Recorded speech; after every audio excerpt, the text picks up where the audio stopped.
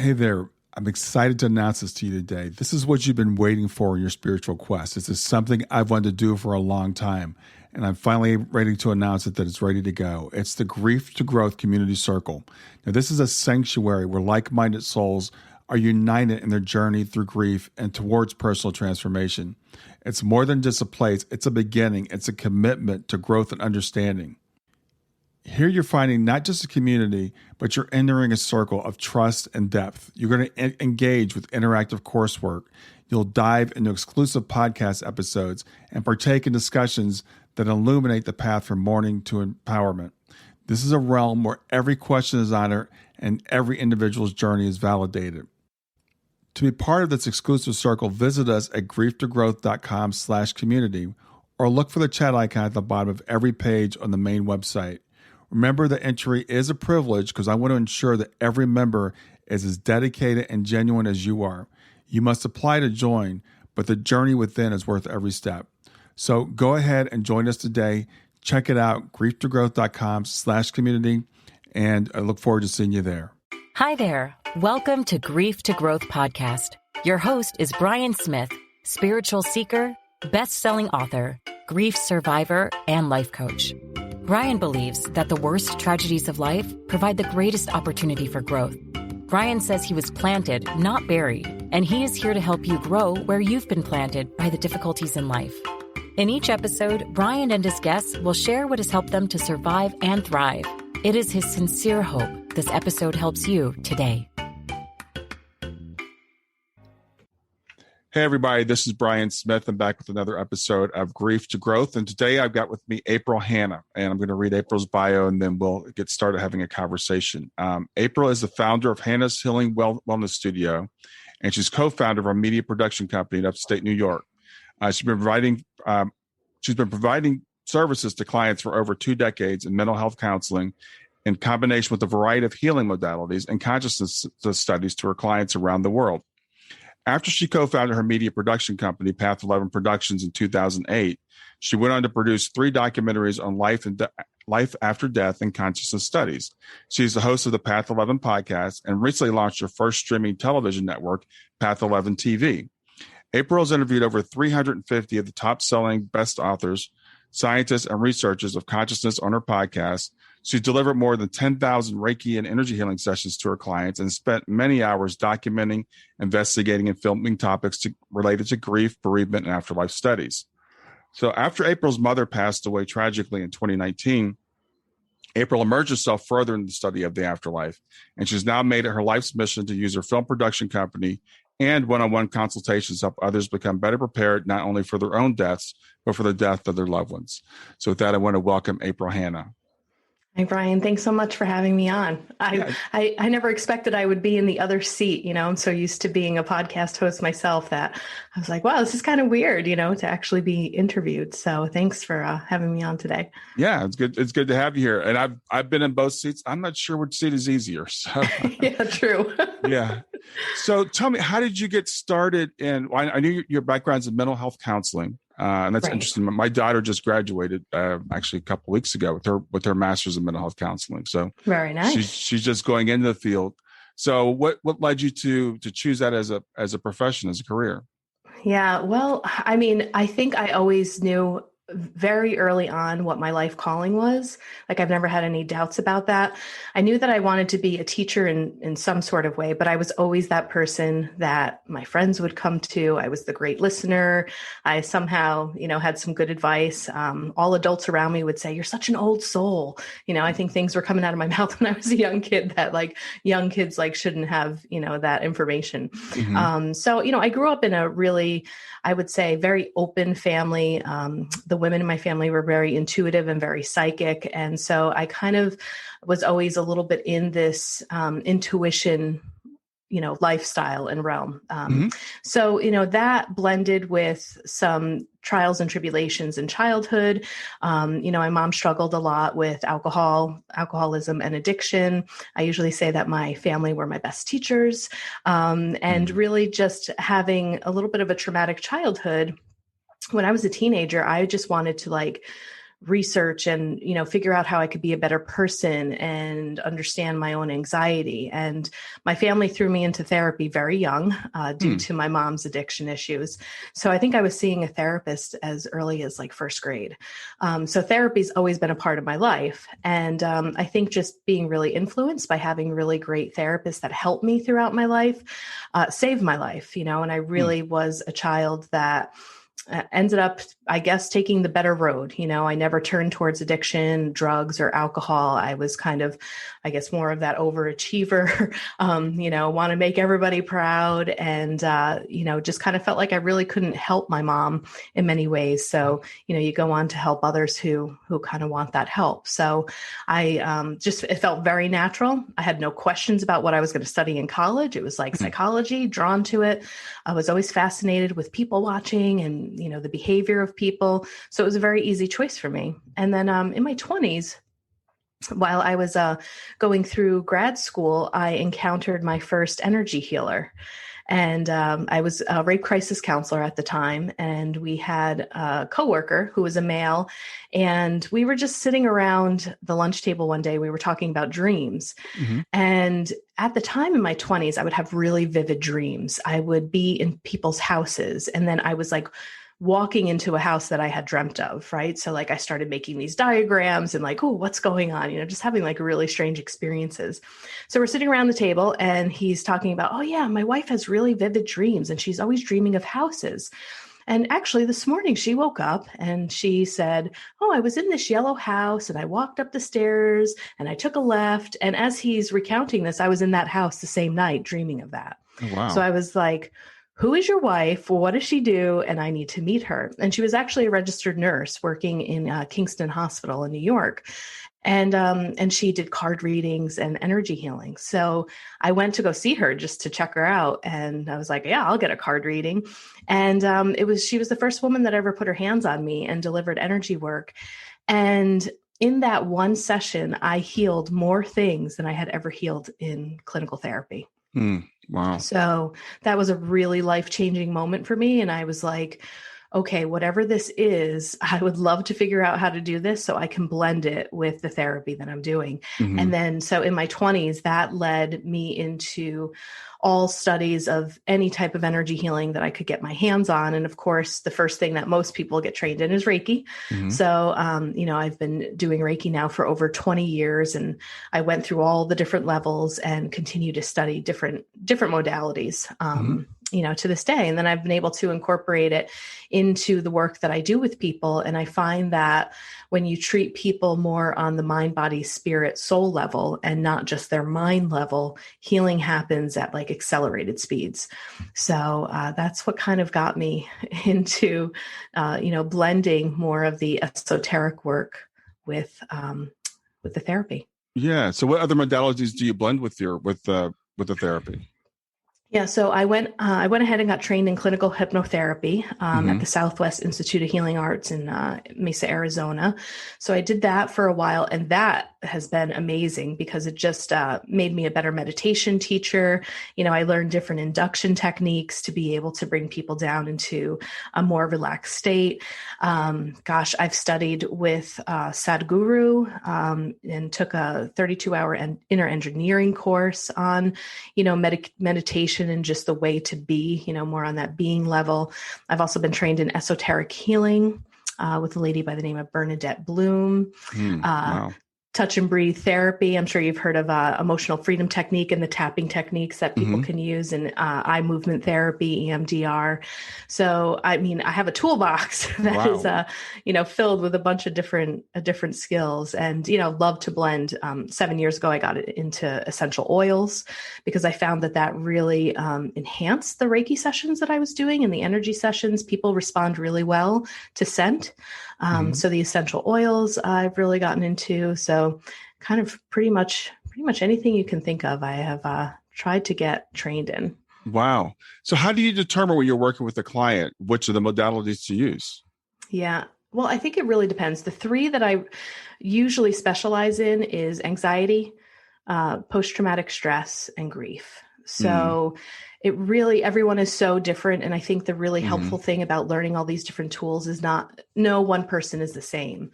Right. So, and PTSD. So the trauma and the PTSD is pretty huge. And anytime somebody's coming in with trauma or PTSD, I usually go straight for, the techniques that help to change the neural pathways in the brain.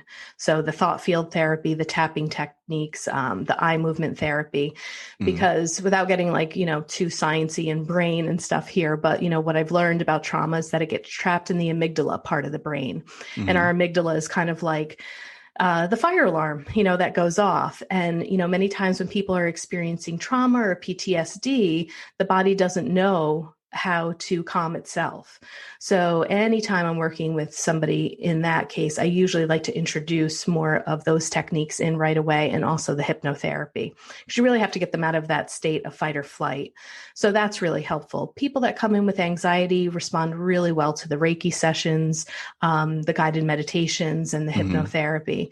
And then you have a lot of people who are like really mentally stable, and they're really just on the spiritual path, and, life is good, work is good, relationships are good. And they're really coming for more of a deeper spiritual awareness of themselves. And then, we met through the Afterlife Awareness Conference, and, with Path 11 TV that I'm doing and Path 11 Productions, that has given me my own library to give my clients, meeting you and all of the speakers at the Afterlife Awareness Conference. I have a whole grief library, with the podcast and everything like that. So I take a lot from what I've learned from you guys, about grief. I'm constantly recommending books or websites or people, or if it's outside my scope, I'm like, okay, here's a connection. Let's go there. So it really depends on what the person is presenting at the time of their session. Wow, that's awesome. So what got you into actually producing documentary? I know you produced a couple or 3 documentaries, right? So what got you into doing that? Yeah, so that's kind of a funny story. So back in 2008, I was going through this transition where I used to work in a psychiatric hospital on a children's unit. So I did inpatient therapy. And as I was getting more into the holistic work, I was kind of feeling a little bit of a rub against of what my belief systems were, because, I was working with children that were having pretty intense grief reactions. I'll never forget this one child that came in. He was 4 or 5 years old, and his grandfather had died. And he was seeing his grandfather, and he was having conversations with him. And they put that child on Risperdal, which is an antipsychotic. Wow, yeah. And I am like, there is just something really not okay with this system. This child, and I was learning about how the children are still in both worlds, right? And the veil has not been, put down. And he was having conversations with the grandfather and seeing him, and it was natural grief, but also, children being psychic, intuitive, and sensitive, and able to have access to that other world much easier. And then I saw this child get put on antipsychotics. And that was kind of the day that I said, okay, I'm putting in my 2 weeks notice. Because this just doesn't feel right anymore. And so I decided to go into my own private practice. So the day I launched my website, I get this email from this videographer, Michael Habernig, saying, oh, I see that you're a Reiki master, and I wanted to do a documentary about Reiki. Are you interested? And I was like, oh my gosh, the universe is responding. I guess this is really true. If you follow your path, it will support you, right? Yeah. So I was really excited. I was like, oh my God, I can't believe it. I just put the website out. Now I'm going to be in a documentary. This is awesome. So I met with Mike, and we sat down and we had coffee, and we started talking. And I was like, I really don't want to be filmed, but because I felt still really green in the field of healing. I was maybe only about 7 years in, practicing Reiki and learning all this stuff. And I said to Mike, I have really amazing teachers who have been doing this work for 20, 25 years. I said, I'm really good organizing things. I'm a really good writer. And why don't I reach out to them and let's interview them? So we kind of combined our ideas together. And Mike was on a spiritual journey too. He had in 1 year, I would say almost 12 to 15 people die in his life. Wow. They were friends, family, coworkers, pets, neighbors, animals. And it really made him begin to question what he was taught growing up in his religion. Mm-hmm. So he was kind of doing this in-depth study and, was like researching about Reiki and out-of-body experiences and came across the Monroe Institute. And he just happened to find me because we lived 11 miles away from each other. So he contacted me and I said yes. So as we got to talking, we realized that with all of the teachers that I had and a couple of the people that he wanted to reach out to, we were going to be able to film a bunch of people and have enough footage to create a documentary. And we had so much footage that it became a trilogy series. Oh, wow. Okay. So the trilogy series is called the Path series. And we wanted it to kind of mimic a little bit of what Mike's journey was in questioning the afterlife. So our first film is called The Path Afterlife, which is a collection of stories of people. One lady got struck by lightning and died and came back. She had a near-death experience. Other people are researchers of consciousness and out-of-body experts like William Buhlman, Thomas Campbell, and people from the Monroe Institute. So we collected a bunch of stories. And after we made that documentary, we both believed, okay, there's something that happens after death. We believe in an afterlife now. And then the next film is called The Path Beyond the Physical. And that was all about, okay, now that we know that there's an afterlife and we're consciousness, how do we play with consciousness? And that got us into the study of astral projection. How do you go out of body? How do you visit different dimensions? And so with that, we were able to interview a man by the name of Skip Atwater, who was a part of the classified mission called Stargate, where our military was training psychic spies, and it's become declassified. And so we got to learn all about that history and put that in there because the Monroe Institute was also being investigated by the government because they were doing these binaural beats and people were going out of body, and all these people were like, gathering around on weekend retreats and, doing some funky stuff. Yeah.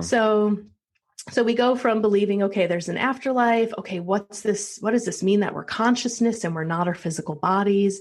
And then the third one, we really followed a nuclear physicist. He's retired now. He worked for NASA, and his name is Tom Campbell. And he has his own TOE. So in physics, that means theory of everything. And he really believes that we live in a virtual reality and that we're kind of, playing these roles and these avatars, and that love is really at the basis of consciousness and why we're here. We're here to evolve. And the way to evolve is to become more like love. So the third documentary was called The Path Evolution. And that really follows his scientific theory on consciousness. So we created those three films. We kind of toured the Northeast and went out to Los Angeles and had a couple of shows out there. And then we took a break because it took like 6 years to do. It was long. Wow. Yeah. And then as we were taking that break, Mike was like, well, we don't want to lose our audience. And this was when podcasts were just starting to come out.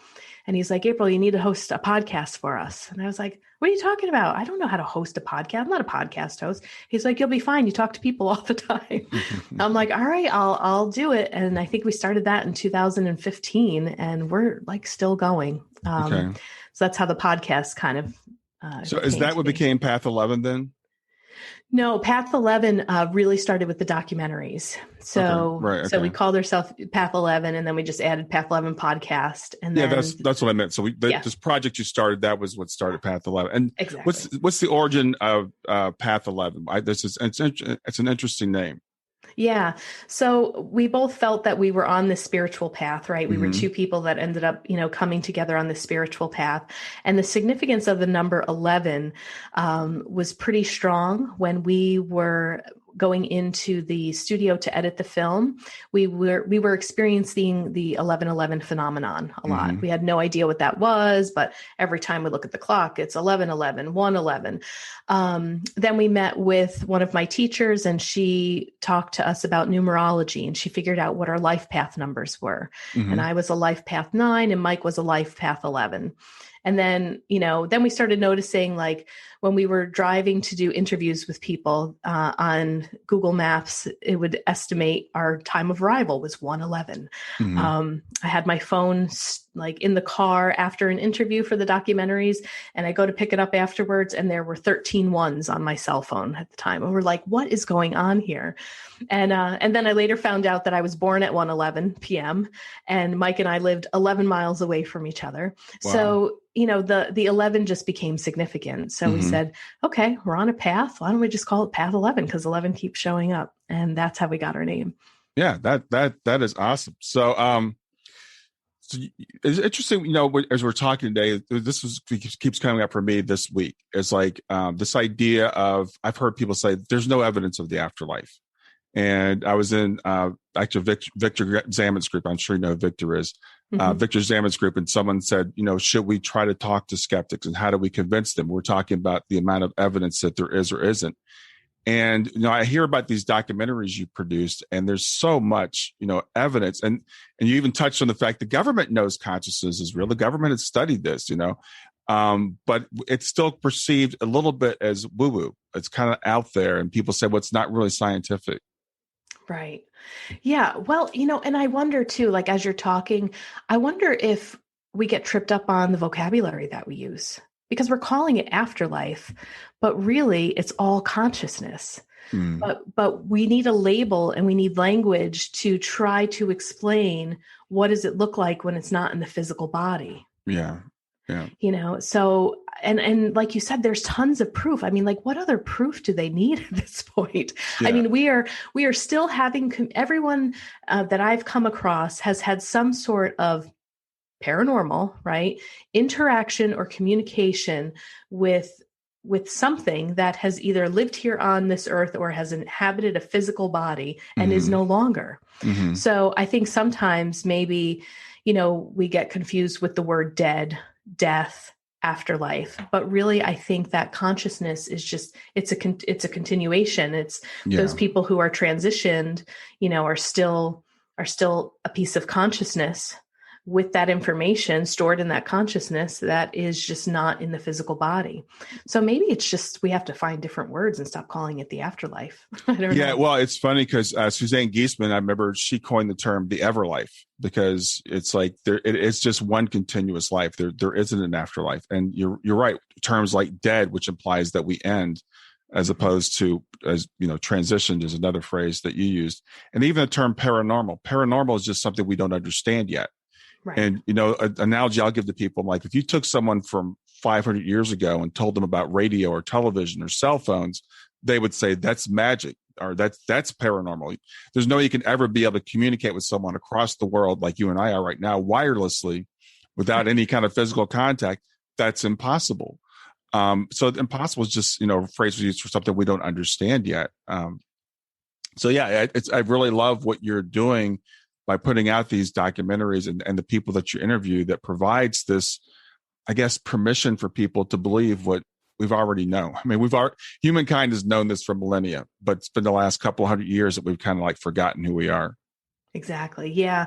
And I think, the videos that we produce and the stuff that we're putting out there on Path 11 TV, again, kind of gives people more of that repetition of stories, right? And it's like, if you hear enough of these stories in these accounts, how can you begin to really deny that there's some experience that's happening?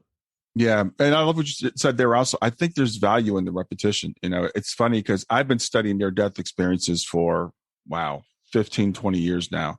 And I still can't get enough of them. I still listen to near-death experience podcasts. I look them up on YouTube, because while they're all the same, they're also all unique. Right. And we also need to, I guess, kind of keep reinforcing this path that you and I believe that we're on anyway. Stay with us. We'll be right back. Hey there, something I want to tell you about today. My podcast platform, Buzzsprout, has recently made it easier for me to allow you to support me financially.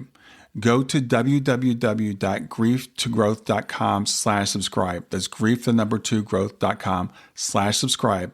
And once you're there, you can sign up to support me financially.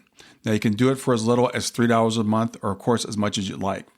If you do that, you'll get access to bonus episodes, and you'll see those in the regular feed. They'll have a lock on them. But when you become a subscriber, you'll actually get access to your own private feed, and you'll be able to listen to the regular podcast along with the bonus podcast for the subscribers. I want to thank you for listening. I want to thank you for sharing the podcast. And I want to thank those of you who support me financially. Have a great day, and on to the episode. Yeah. And the thing that I find really comforting too, because I'm the same way, it's like, give me another story. Let me hear again. And I've interviewed a lot of people on the Path 11 podcast who have had near-death experiences. And the thing that I find comforting is, everyone's recollection just of how peaceful and how loving that energy is, and, of what they experience when they're there. And like you said, a lot of them have some of the same basic messages that people come back to say, which again, in itself is really interesting. But then, the uniqueness of the story of what each person learns and how their life changes, next week, I'm going to interview another man that has had a near-death experience. This is going to be a new documentary that we're working on for Path 11 TV. And, he came back and became this wonderful artist, had no artistic skill, never did art in his life. And now, like, the near-death experience has brought him different skills that he never had. And he's creating this beautiful art and kind of bringing this, back to the people as his gift. So yeah, I find near-death experiences really comforting too. It's like, whether you have a belief system or not, like, listen with an open ear and, see what you think. Yeah, it's interesting because a lot of people, I think that people like you and I we're just suckers. Like, we'll fall for anything, or it's wishful thinking. And what they don't realize, at least most of the people I've met that really into this field, most of us are still really skeptical. And I think that's why we keep studying it so much, because we're like, okay, I'm still really skeptical about this. And I look for those, what they call veridical near-death experiences. Did you experience something that you could not have experienced otherwise? Not just, I had this nice, I saw angels and I came back to my body. But can you tell me what the doctor was saying while you were unconscious? Or the guy that you just mentioned, is it David Ditchfield? No, his name is Rodney Bentley. Okay, that sounds a lot like David Ditchfield, because he had a near-death experience and he came back and he was able to create not only art, but music. And the guy couldn't even read or write music before. Yes. So our Anita Morjani, who, came back and was miraculously healed from cancer. Right. So those are the ones that really fascinate me, because it's like, okay, this is not the brain being deprived of oxygen. This is not wishful thinking. This is not, you had a dream. This is real evidence. Yeah. And I love those stories too, where, the medical community says, well, we don't know.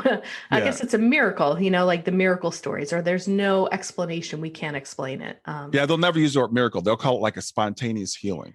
Right. Exactly. So, we call it a miracle. It's a spontaneous healing. Mm-hmm. And that could happen. Yeah. Yeah. So, I know you've been doing the Path 11 podcast for a while, but Path 11 TV, I believe, was fairly new. So tell me about Path 11 TV. Yeah. So we launched it in November, in the middle of a pandemic and a crazy election year. So that, the pandemic put a lot of things on hold. We were supposed to launch it at a different time. And, so it was I think it got overshadowed by everything that was going on. So really appreciate you having me on, so I can start spreading the word a little bit more now that people are, calming down a little bit with everything. Yeah.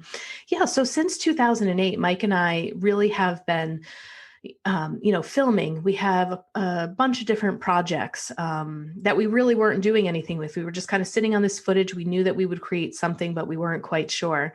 And then one year, it was about 3 years ago, I believe, or in 2018, I had this experience. And again, just following the wisdom of spirit, saying, you're going to do something with the Afterlife conference. And then all of a sudden I was like, okay, well, let me reach out to this woman that organizes it. And these would be really great people for the podcast. So my intention was to podcast and to come down to the conference and podcast live so we could get more content. And Terry said, well, this is interesting because the production team that we've used every year doesn't want to do it this year. Do you guys want to do it? And Mike and I were like, Oh my gosh. Okay, sure.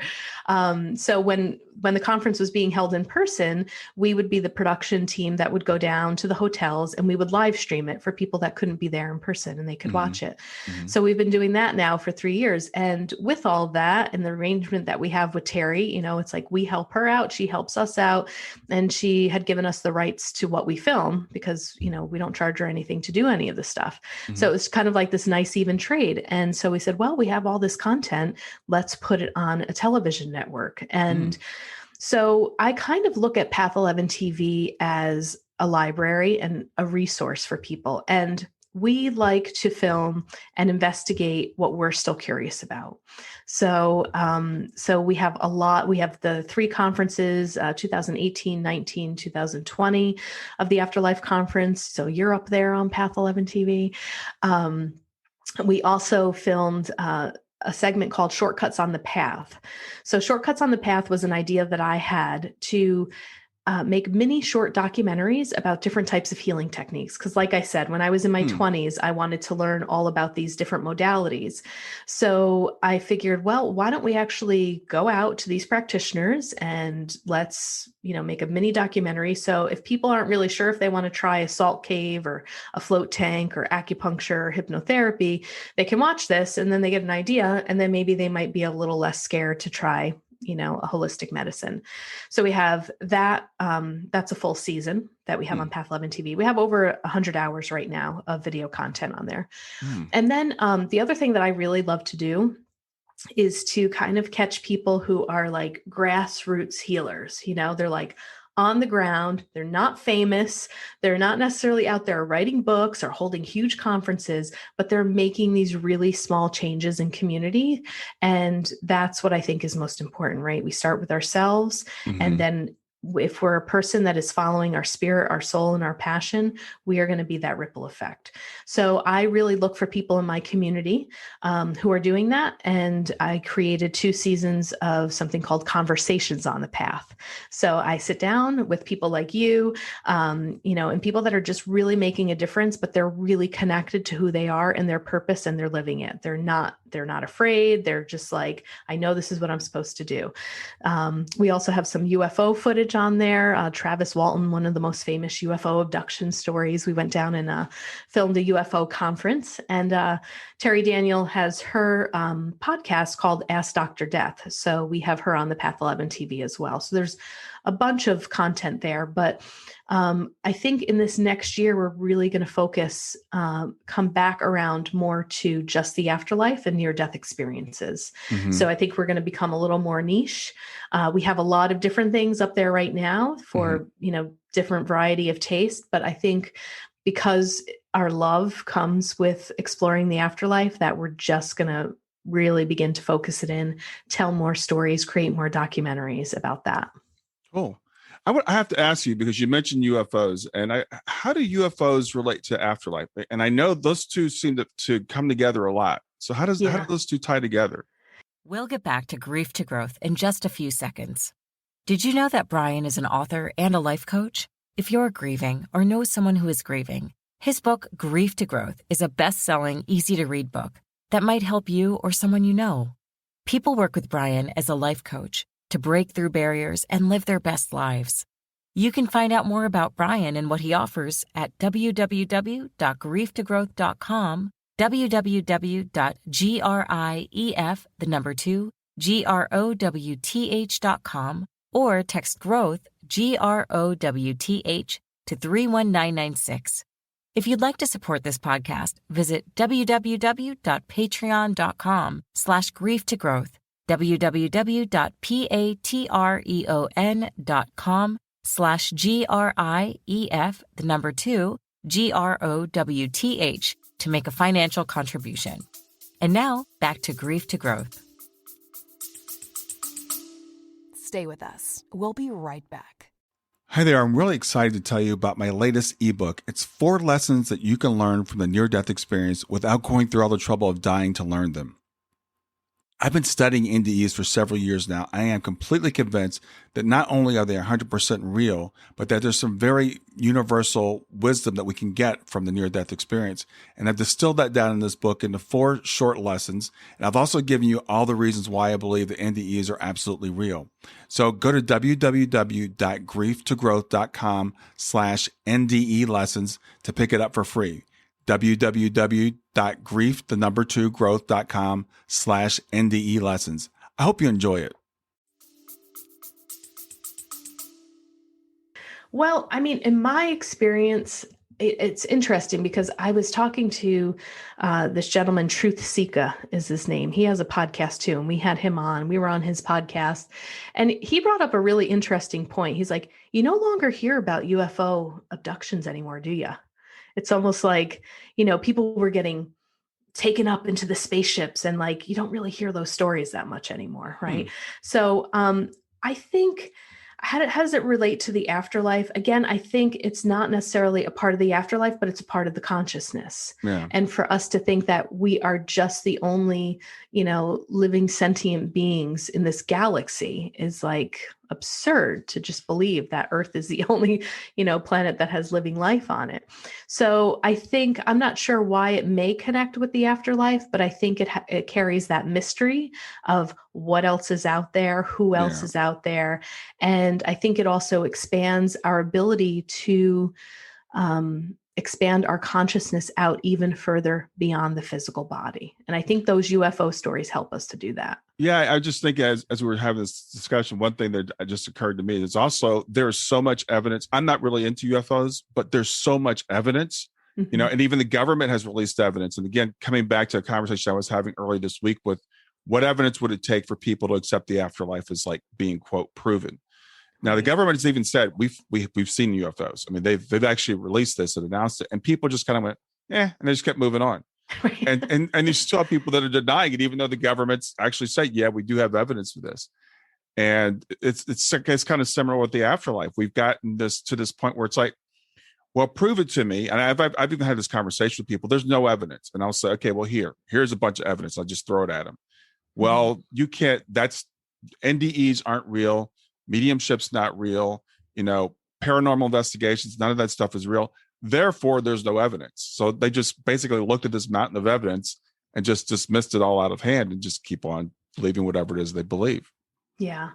Well, and I'm not like a huge conspiracy theory person, and I'm not big into politics and all of that, but I have heard some people say, and I think there might be some truth to it, is that maybe some of this really isn't validated in the mainstream, because if we truly understood the power of what we have and what we can do with our consciousness and our minds, that could be really scary for maybe some of the, the big brother businesses, the way that Earth kind of runs in the rule set with the money and the companies and this, that, and the other thing. And, if you really kind of think about the rules that we have on Earth and the structure, it's like, we're kind of told, okay, well, you go to school, and after school, then you should go to college. And after college, you want to maybe meet your lifelong partner. And after that, well, then you need to get engaged, or you need to date, you need to court. So go out to the restaurants, buy a bunch of stuff, buy the fancy ring. Now let's plan a really big wedding. And after you plan the wedding, let's buy a house.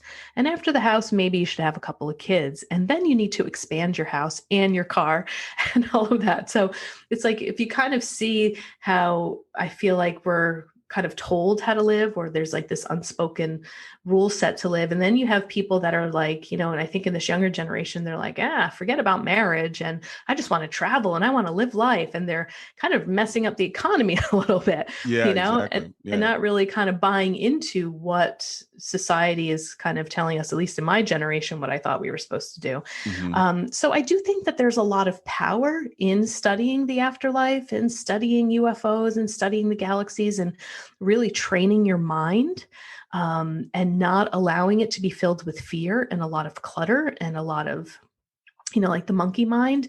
And when you get a really clear mind and understand how to use your consciousness, you become very powerful, and in a good way. And granted, are there people that could maybe, use that not for good? Sure. I'm sure that can happen, but Yeah. I think the world would be a lot different, and we wouldn't be so fearful. We maybe wouldn't be so dependent on money and, all of this stuff. So Yeah. that's my take on it. Well, our system is set up on competition, and it is set up on divide and conquer, frankly. And if we all realize that we're all the same and we're all one consciousness, and what I do to you affects me, it would totally change things. And it's interesting because when the government was looking into, I don't know all the names of all the different programs, Stargate and MK Ultra, but they were like the remote viewing stuff they were doing.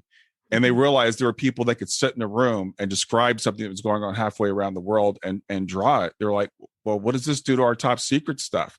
Right. How do you protect this? Putting it in the vault's not doing any good because this guy's describing what's inside the vault. Right. Yeah, exactly. And I think that there's power in that, right? So, it just makes me wonder, like, maybe it's never really validated because of that. And, there is a little bit of a mind control of the masses. And I think people who, you hear the term wake up, people who are waking up, they're not on their spiritual path, tend to see how we can be indoctrinated with fear. And like most people that are waking up, usually the first thing that they do is stop watching the news. It's like, I just can't handle that anymore. And then like, you don't become as programmed into what's going on, in society, I think. Yeah. Well, I know there were a couple of things that really kind of, I know you talked earlier, and I thought this was interesting because a lot of times people that experience trauma, they set out to not only heal their own trauma, but to heal other people's trauma. Mm-hmm. And I, as I watch your life path, I see that, you're like, I experienced this trauma. How do I want to understand this? So trauma is a really interesting thing for people because none of us likes it, but it does transform us. It can make us, better. So I know your mother passed in 2019. How did that impact your path? Yeah, it shook me. I thought I was really prepared and well-versed in death and bereavement, and then you have something like that happen. And, when my mom had passed, it was, all I could say is I was so grateful for finding Path 11 Productions and being on the spiritual journey since 2008, because it was like in that moment, it was like, oh, okay, I get it. Everything that I've been doing, everything that has come, into my life kind of prepared me as much as I could be prepared for that moment, Mm-hmm. And it was pretty traumatic because she was crossing the street late at night. She was under the influence and she ended up getting hit by a car. And yeah. And, my mom and I, it was a very, just a challenging relationship from the beginning. And because there was always an element of addiction, and her going in and out of rehabs, and she was 65 and had maybe 10 years of sobriety under her belt and then fell off the wagon again, So I would say that a large part of my life was trying to heal this trauma and trying to heal this relationship and trying to understand how to be in a relationship with an addicted parent, how to create boundaries, how to keep myself sane so I could function, in my own life. And so that was really tough because, with the trauma, not only of her death and the way that she died, there was also trauma in the relationship because we were estranged from each other for a while, and, we would still call and talk, but she was in just a really bad place. So, so when that happened, I had done a lot of my own trauma work. I mean, clearly, it's like even up until this day kind of launched me back in, because when you're a child of an alcoholic or a parent that has addiction, there was something that happened after her death, which allowed me to go into the trauma that I had in a different way, because I was no longer the child that was waiting to get the phone call that my mom was going to die. There was relief in the death of that her suffering and pain is over, but there was also something of the fight or flight of, okay, am I going to get a call from the police? Where is she living now? What is she doing? Does she need money? Kind of all of that stuff. And then when the death came, there was this peace, but then it was really time for me to do the work. Right. And so I would say, like, so grateful for filming the Afterlife conference. I knew that my mom was going to pass intuitively. I did not think it was going to be in this way. Mm-hmm. And when we were at the Afterlife conference in Utah, Linda Fitch, who is a shaman, did a fire ceremony. And I'm filming, right? I'm filming, I'm doing my job. And all of a sudden, this ceremony brings up so much grief within me. And I just intuitively knew that my mom was going to die that year. And I had dreams of it. I had dreams of the officer coming to my apartment and actually notifying me, which was exactly what had happened, like a lot of intuitive stuff. Wow. And so here I am trying to film the Afterlife conference. The ceremony is going. And then all of a sudden I had to put down the camera and I had to like join into the ceremony. And I was putting in all the fear and the sadness about my mom and just was like grieving her death before it had even happened. Wow. And, I know that Mike caught me on film, like just bawling my eyes out, so it was just, having gone through a lot of these ceremonies and learning different shamanic techniques, understanding kind of what the bereavement process was like, helped me to move through the process with a little more grace, after she had passed. And, where I'm at now is really understanding that there's something to be done with this story now, right? Because there are a lot of people in the world who are affected by people that they love very much who have struggled with addiction. And it's really hard not only to be an addict, but to be a family member that loves them. And then also, just understanding tragic death in a different way,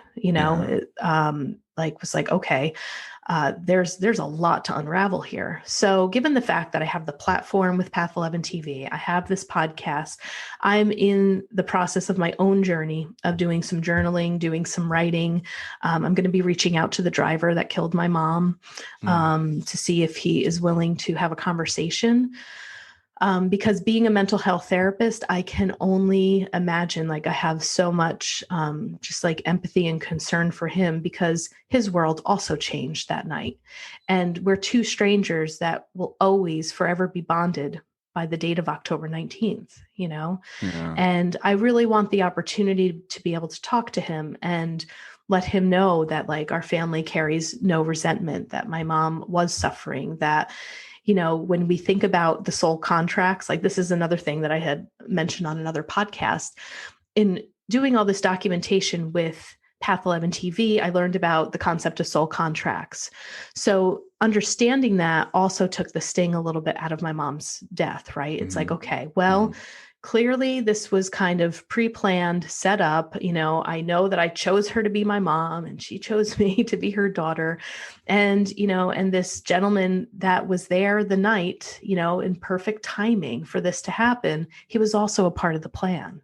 So, and, I did a little research too, to see how many pedestrian deaths there are in the world each year.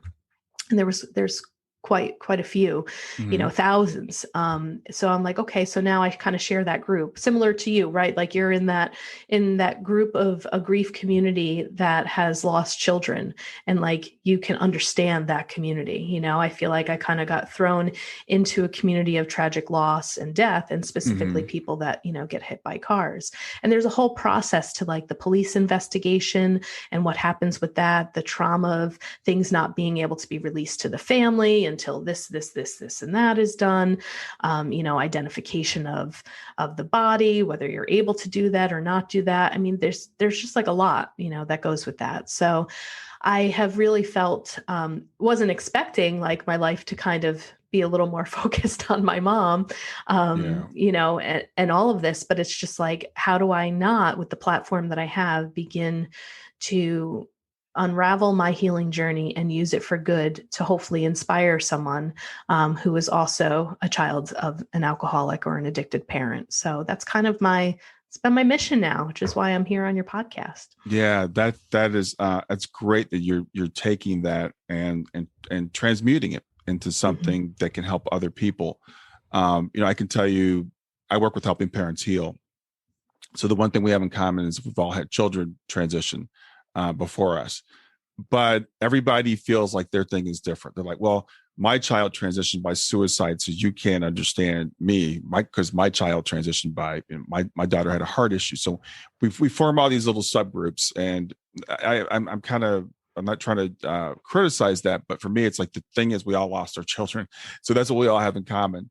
But everybody needs to kind of hear their own story in someone else. So in your case, your particular story will help someone who's gone through that. And I know that when someone is suffering from drug or alcohol addiction, as you said, it impacts you during the time that they're here, but it also makes the grief more complicated. And what ways does it do that? In what ways does it change the grief process? Well, I mean, I think what I've had to work through were a lot of the shoulds. Should I have? Why didn't I?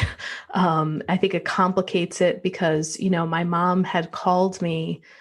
It was maybe a week and a half before this incident happened. And I think her soul knew, it was one of those things. Mm-hmm. And she left a voicemail message, and she was not in the right mind. I could tell that she was either on drugs or drinking. And it was this plea for, I need to know that my daughter's okay and that my dog's okay, because I have her dog, Bowie.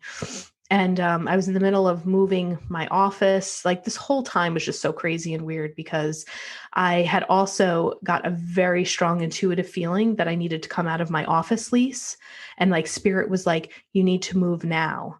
And I have been learning that when you get something that strong, like, don't question it anymore. And I was like, okay, why am I doing this? I felt like I was like this zombie. Mm-hmm. And, I'm like, why am I calling my realtor and asking to get out of my lease? And I just kept hearing downsize, downsize, downsize.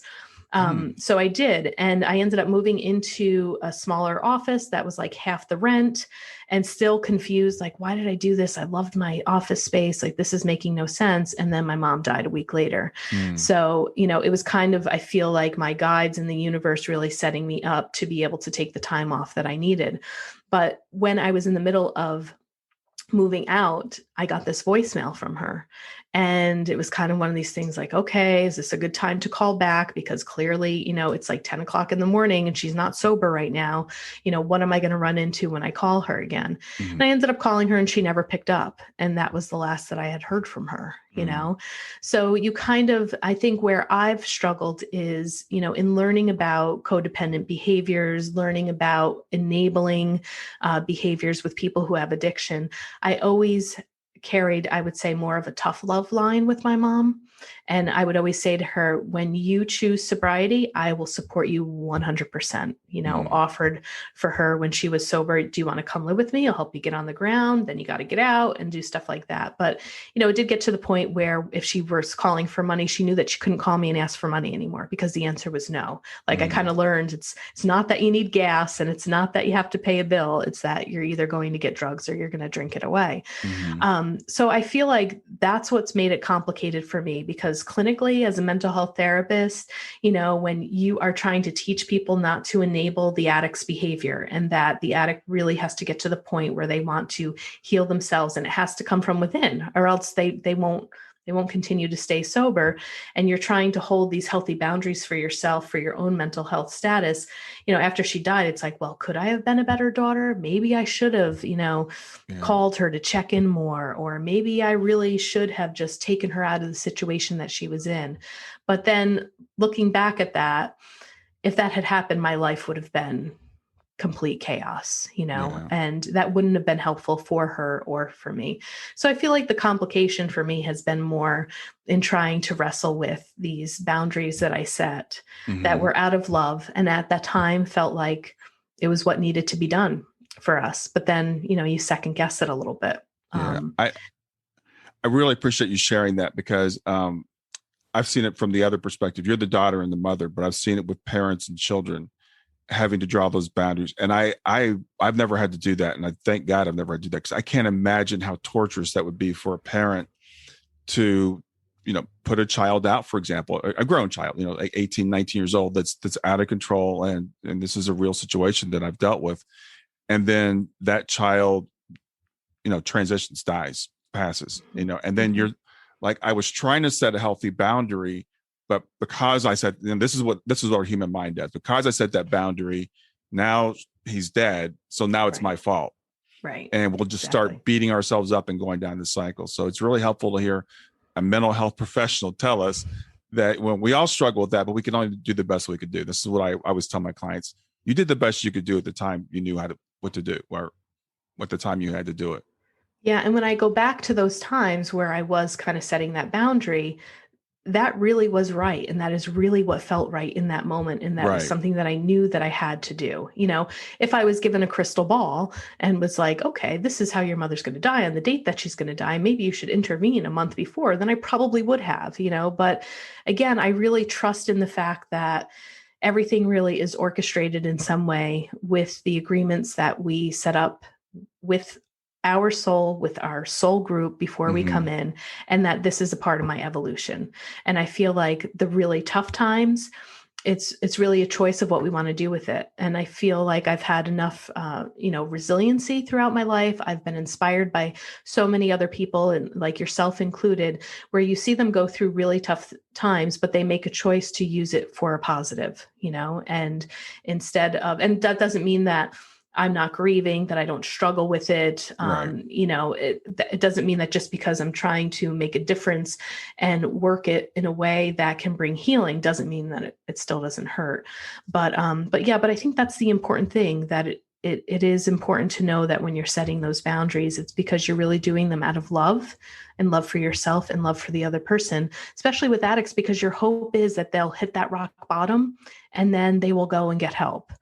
But I do believe that, this was just a moment that I had. It was one Christmas when my mom had actually fallen into heroin use. It was really, really bad. And I had this pivotal moment in the month of December for Christmas that she probably wasn't going to show up because we couldn't find her. And so I bought her, in case she showed up, a mother-daughter charm. And it was for me to give to her, but also to bury her in it.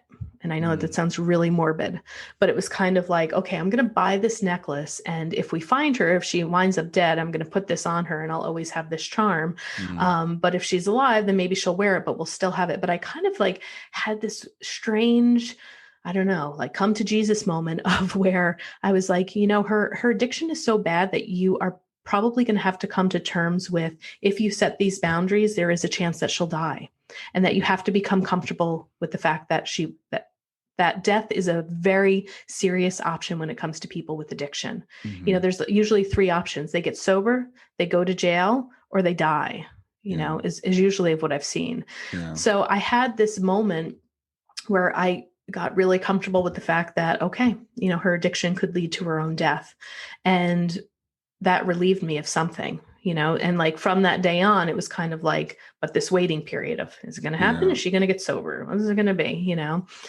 So I think that sometimes with parents, because I've had parents in my practice that have had children with addiction, that I also let them know that too, to know that it really is a realistic thing that could happen, that, if you set these boundaries, your child could go and overdose. They'll find a way to get the money to get the drug or to get the alcohol, and until they're really ready to move into a state of sobriety, it is a really realistic option. But can you try to come to more peace with that? Well, and the thing is, you can't save them either way, because if you enable them, you're endangering their lives as well. Exactly. And we have to really let go. This is where the things like the soul planning and understanding a higher perspective, we need to forgive ourselves a lot of times. I find that more often than anything, we're so hard on ourselves, and we act like we're these omniscient beings, right? If I had only known, if I had been there, well, you can't know.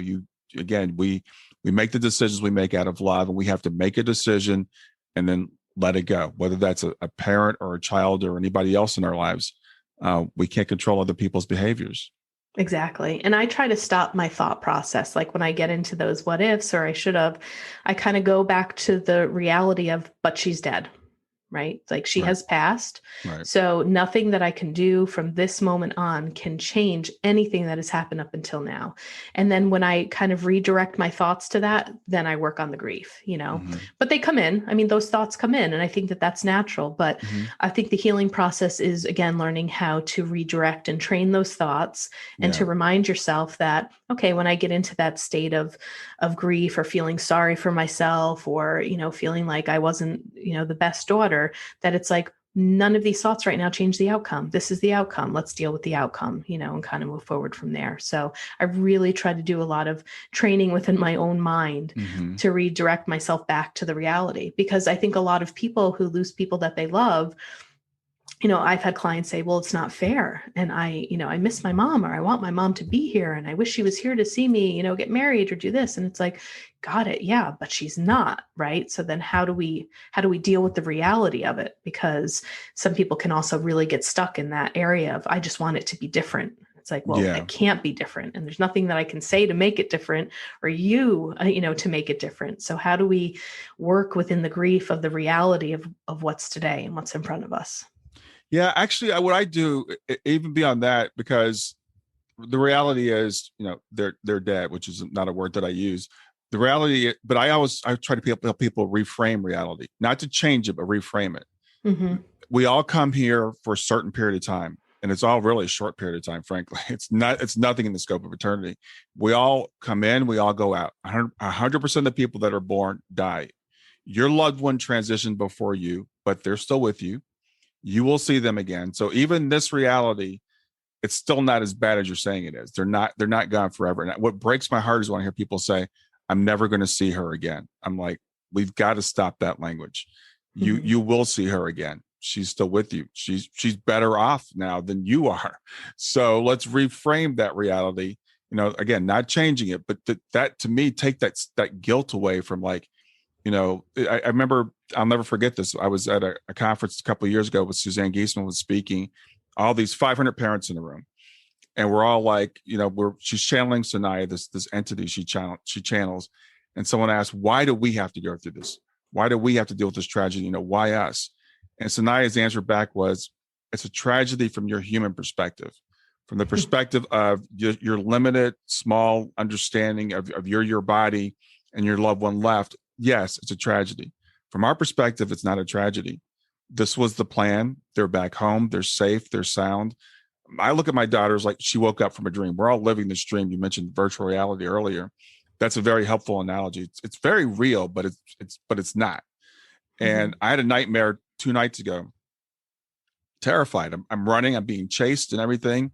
And finally, in my nightmare, I just lay down. I gave up, and I woke up in my bed, and I was fine. And I'm like, that's kind of how it is here. We go through all these struggles and these trials and these tribulations, but when we transition, we wake up back where we were. And so that's the way I try to help people to look at it. So it takes the sting out of it a little bit, I hope. Absolutely. I think the reframe is really important. Well said. Yeah. Well, April, I really appreciate you being here today. You're a fascinating person to talk to. You did a great job as a guest. Let people know where they can reach you. I know you have several different websites, and I'll put those in the show notes, but I also like to put them in the audio. So where can people reach you? Yeah. So I do my own one-on-one consultations, right? So I have my own business called Hannah's Healing. I do energy work. The pandemic has allowed me to reach people all over the world. I do stuff virtually. So that's hannahshealing.com. For your listeners, we wanted to give them a 30% off coupon code for Path 11 TV. Oh, awesome. So that's going to be podcast 30. And they can find all the videos that we're talking about on path11tv.com. They can also go to their smartphone and type in Path 11 TV, and we have apps on every device: Apple TV, Roku, Amazon, Android, you name it. Go to your app store. You can download it.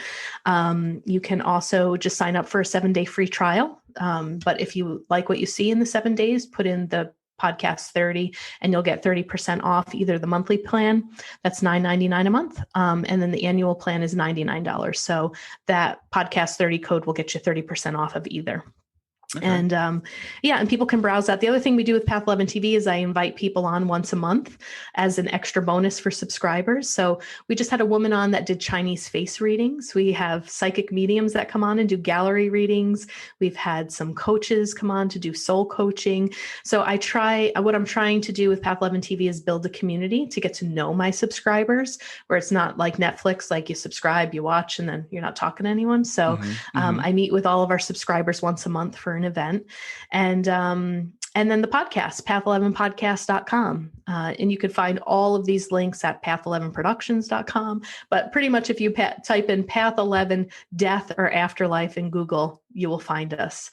And I really think that, you've Susan Giesman, we have her presentation on there from the Afterlife Awareness Conference. There's a bunch of stuff that people can browse before signing up for a subscription. But I think your audience would benefit a lot from the content that we have on there because it's more heavily focused on the afterlife and, consciousness and death studies. So, yeah. It sounds like an awesome resource. And I know people in my audience are always looking for more. And there's so much out there. Sometimes it's just nice to have a portal, like one place to go where I can find this and I can just start, binging on this stuff. And I know people that literally stay up all night watching your death experience stories. So I'm sure they'll find a lot to like there at Path 11. Yeah. So Brian, thank you so much. It was just great to make this connection overall and for you to support the work that we're doing and giving me an opportunity to actually come on and share my story. It's a part of my healing journey. So thank you. Yeah. Well, thanks again for being here, and I'll see you at the Afterlife conference. Okay, will do. All right. Enjoy the rest of your. Thanks for listening to Grief to Growth. Brian hopes that you find this episode helpful and will come back for future episodes. Brian's best-selling book, Grief to Growth, Planted Not Buried, is a great resource for anyone who is coping with grief or knows someone who is. If you enjoy the podcast and would like to support it, there are 3 things you can do to help. The first is to share the podcast with someone that you think it will help. The second is to go to iTunes, rate, and review the episode. The third way you can support the podcast is by becoming a patron. Head over to www.patreon.com/grief2growth. That's patreon.com/grief, the number 2, growth, and sign up to make a small monthly donation. Patrons get access to exclusive bonus content and knowledge that you are helping to spread the message of grief to growth. For more about Brian and Grief to Growth, visit www.grief2growth.com. Hi there. I hope you enjoyed this latest episode of the podcast, and I'd love to hear your thoughts. What questions came up for you? What did you like about it? What didn't you like about it? I invite you to visit us at grieftogrowth.circle.so. That's grief, the number 2, growth.circle.so to continue the conversation with me and with other listeners. It's a space to sound off, to share reactions, and to go deeper into the topics from the show. I look forward to chatting more, and I hope to see you there.